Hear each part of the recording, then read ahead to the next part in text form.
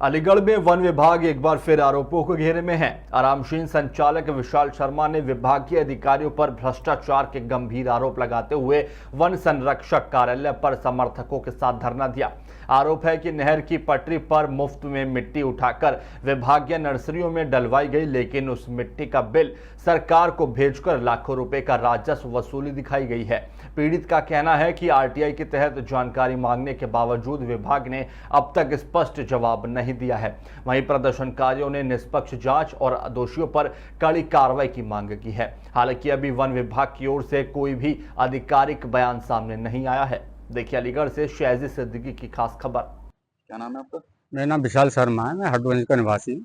अच्छा, कहाँ पर आए हो, किस मामले को लेकर आए हो? मैं श्रीमान वन संरक्षक महोदय है, मैं उनके यहाँ पे कार्यालय पर आया हुआ हूँ।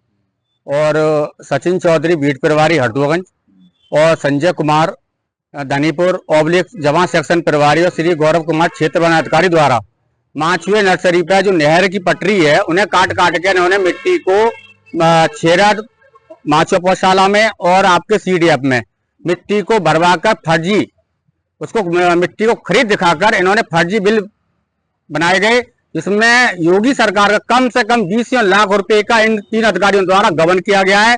इसमें जो यहाँ से स्थानांतरण हो गए हैं श्री नवीन प्रकाश शाह के डीएफओ अलीगढ़ जो रहे, अभी पिछले महीना उनका स्थानांतरण हुआ है ललितपुर में, वो भी इस भ्रष्टाचार में सम्मिलित है।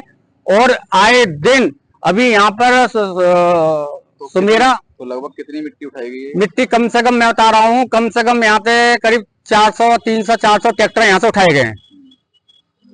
तो कितना बिल क्या बनाया इनका लगभग मुझे अभी सूत्रों से पता चल रहा है रेंज कार्यालय के उनसे। आपके पास कोई इसका साक्ष्य है? मेरे साक्ष्य ये है कि मैंने आईटीआई डाली है और आईटीआई को जवाब नहीं दे पाई। मेरा ये आरटीआई जवाब नहीं दे रहे हैं? नहीं दे पा रहे हैं। मैंने आईटीआई बहुत मांगी है इनसे भ्रष्टाचार के संबंधित में, किसी आईटीआई का कोई जवाब मेरे पास नहीं दिया गया। तो जवाब नहीं आया तो फिर आपने कैसे कह दिया भ्रष्टाचार हुआ है यहाँ पर? नहीं, भ्रष्टाचार मेरे पास साक्ष्य है, फोटो है मेरे पास। नहर की मिट्टी काटने का मतलब मेरे पास फोटो है, साक्ष्य है, जीपीएस सहित फोटो है।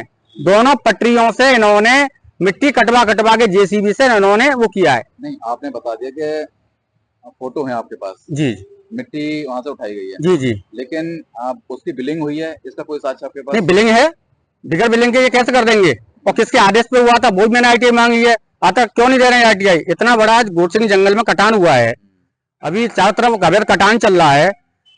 एक रेंजर ने अपने जाति के 2 सेक्शन दे रखे हैं, क्यों दे रखे हैं भाई? और भी तो यहाँ क्षेत्र मतलब बंदरों का और भी तो है, उनको क्यों नहीं दिया जा रहा है?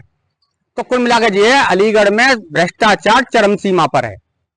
हैनड भीमगिरी चौकर है, यहाँ पे स्टैनो अलीगढ़ है, यहाँ भी कारोबार देखते हैं। मेरी माँ से 50,000 रुपए मांगे कि मैं आपके लाइसेंस को बहाल करा दूंगा।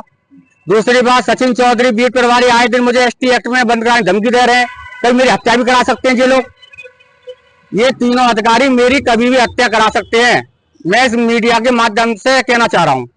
अब आप क्या चाहते हैं स्वामी? मैं अगर इन अधिकारियों पर कार्रवाई हो गई 10 तारीख तक तो ठीक है, मैं अपने परिवार को लेके और जो समर्थक आए हुए हैं उनको लेके श्रीमान वन संरक्षक महोदय कार्यालय के मुख्य गेट पर धरना प्रदर्शन करने के लिए बात दूंगा अनिश्चितकालीन। और जब तक कार्रवाई नहीं होगी मैं यहाँ से नहीं हटूंगा, चाहे ये लाठीचार्ज कराएं, चाहे मेरी हत्या करा दें, जब तक मुझे न्याय नहीं मिलेगा मैं यहाँ से हटूंगा नहीं।